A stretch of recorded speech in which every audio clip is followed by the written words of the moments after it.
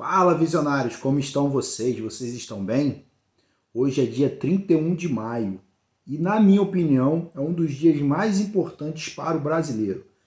Vou explicar nesse vídeo por quê, tá? Tem algumas coisas que acontecem na data de hoje, algumas são permanentes, outras não, né? Depende aí das condições do governo, mas em princípio essa é uma das datas mais importantes para você, você vai saber nesse vídeo, tá? Primeiramente, pessoal, é uma situação muito relevante e que já foi até assuntos, né, de estudos realizados em relação a tributos, tá? Então, teoricamente, a média dos brasileiros trabalham até o dia 31 de maio de todos os anos somente para pagar impostos, para pagar tributos, tá? Então essa é uma realidade do brasileiro. Nossa carga tributária ela é muito alta, tá? Acima aí de 40%. Então, na teoria, todo brasileiro trabalha até o dia de hoje somente para pagar impostos. Então, vamos dizer que a partir de amanhã você começa a trabalhar para ganhar dinheiro para você, beleza? Então, essa é uma curiosidade que a gente tem aqui no Brasil e trazendo, né, para uma situação compilada, quanto tempo a gente trabalha desde o primeiro dia do ano até que dia somente para pagar impostos. E esse dia seria hoje, dia 31 de maio, tá? Que você agora vai começar a trabalhar para você a partir de amanhã, dia 1º de junho. Então, é uma situação aí a se pensar, tá? A carga tributária no Brasil ela é muito alta. Infelizmente, o Estado detém esse controle e a gente não tem muito o que fazer individualmente, né? Só se realmente tivesse aí um projeto de reforma tributária de fato, diminuindo a carga tributária um pouco para poder a gente poder consumir um pouco mais e com isso você ter a mesma arrecadação ali, até aumentando a produção, né, e trazendo riquezas para o país. Mas infelizmente a gente não tem ainda num horizonte de curto prazo nada em cima de uma redução de tributos, tá? Então a realidade é essa. A gente vai continuar aí trabalhando pelo menos uns 5 meses no ano para pagar impostos, tá? Outra data importante nesse ano específico de 2023, quando é gravado este vídeo, é que hoje é o último dia para entrega da declaração de imposto de renda pessoa física do ano calendário 2022, né? Historicamente, a data de entrega, né, o limite de entrega da declaração é sempre o último dia útil do mês de abril, mas depois do período que a gente passou, né, de pandemia e tal, esse período de entrega foi postergado, né, nesses anos, e esse ano o governo manteve aí um prazo um pouco maior, até porque esse ano a entrega passou, né, um pouco do início ali de março, então começou a ser liberada a entrega da declaração no dia 15 de março, então teve um atrasozinho ali no início das entregas das declarações e o governo estendeu aí para 31 de maio o prazo final para a entrega da declaração de imposto de renda pessoa física sem que você pague multa, tá?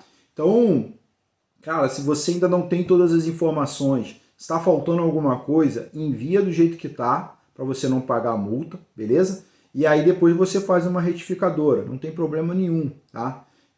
Tá faltando ainda alguma informação, tem dúvida de alguma coisa, envia, cara. A Receita está levando no máximo aí 2 dias para te dar já uma resposta se a sua declaração tá processada, tá ok, já foi para fila de restituição, ou se tiver imposto a pagar, se ela já tá ok ali para você fazer o pagamento, tá certinho, no máximo 48 horas aí a Receita já tem respondido, tá? Lá no portal ECAC você consegue entrar com a sua senha gov.br, né? Se você não tem cadastro aí, se você tem acesso a algum banco conveniado, você já tem um nível prata do gov.br, então você já consegue fazer essa consulta com o mesmo acesso que você tem aí do aplicativo do seu banco, beleza? Então é bem tranquilo, envia.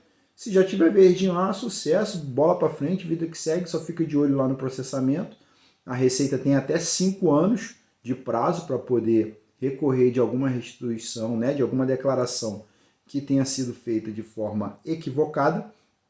E você também tem essa ferramenta do ECAC que você pode consultar lá a qualquer tempo se as suas declarações estão ok, estão dentro do que a Receita Federal espera. Para você preencher também, tá? Se você usar a senha gov.br lá e já usar a declaração pré-preenchida, você já vai ter mais ou menos o que a Receita Federal tem de informações sobre você. Então acaba ficando até um pouco mais fácil de você saber se alguma informação já está na base de dados, se não está, aquilo que você precisa realmente correr atrás ali para poder acertar. Não confia nos dados, tá?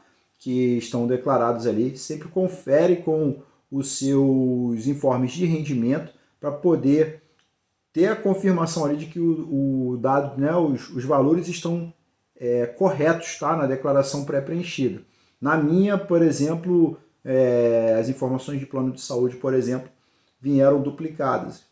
Então eu tive que tirar uma das declarações, da declaração eu tive que tirar uma informação de plano de saúde, tá, que estavam duplicadas na declaração. Se eu deixo passar, depois eu iria cair na malha fina, beleza? Então não deem mole. O pessoal que não se atentou, enviou, depois caiu lá em exigência, teve que fazer a retificadora para poder excluir lá o dado que estava duplicado. Então não confia 100% nas informações, mas você já tem uma base ali do que a Receita sabe sobre você, beleza? Então não dei mole, a multa de no mínimo R$ 166, tá? E até 20% do imposto devido. Então não demole, porque a multinha é pesada e às vezes você nem tem esse valor para restituir e vai acabar pagando uma multa por não ter entregue a declaração. Mesmo que você seja isento de imposto de renda, tá? Verifique se você não tem algum valor que está retido na fonte e que você precisa fazer a declaração, tá? Tem um vídeo aqui no canal falando a respeito dessa diferença, se você é isento da declaração ou isento do imposto. Muitas pessoas são isentas do imposto, mas não da declaração, e caso você não entregue, você paga a multa depois para poder restituir o valor que tiver retido na fonte, tá? Mesmo que você seja isento. Então não demole, se for necessário, envia lá qualquer coisa e depois faz essa retificadora, como eu falei para vocês, beleza? Além disso, falando ainda de imposto de renda, hoje, dia 31 de maio, serão creditados, tá, as restituições do pessoal que é prioritário, tá? Então, o primeiro lote de restituição do imposto de renda é creditado no dia 31 de maio.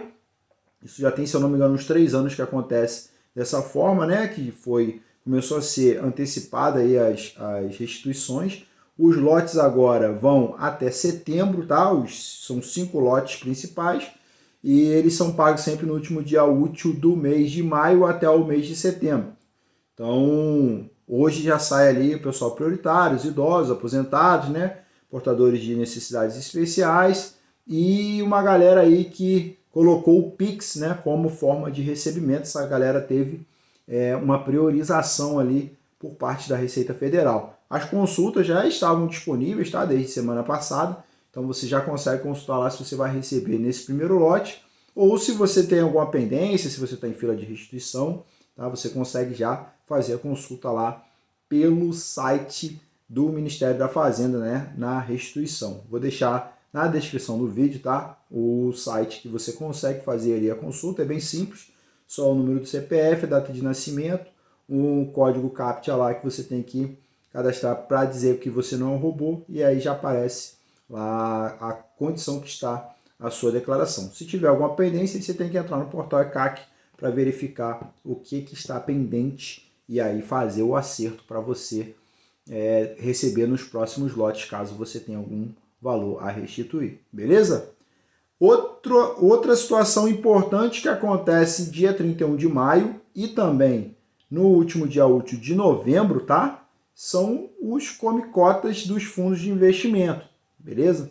Então, todos os fundos de investimento que têm come-cotas, né, como os fundos de renda fixa, né, de mercado, é cobrado antecipadamente a alíquota de imposto de renda devido, tá, pelos últimos 6 meses. Então, quem já tem fundo de investimento que tem a incidência do come-cotas, em novembro teve lá, né, uma antecipação de imposto, Mesmo que você não resgate, no último dia também do mês de maio, existe esse pagamento já de imposto de renda de forma antecipada, tá? Então, quando você olhar lá, se você olhou ontem o seu saldo lá do seu fundo de investimento, se você olhar hoje no final do dia, tá? Tem algumas instituições que já fazem a atualização no final do dia, outros só fazem amanhã.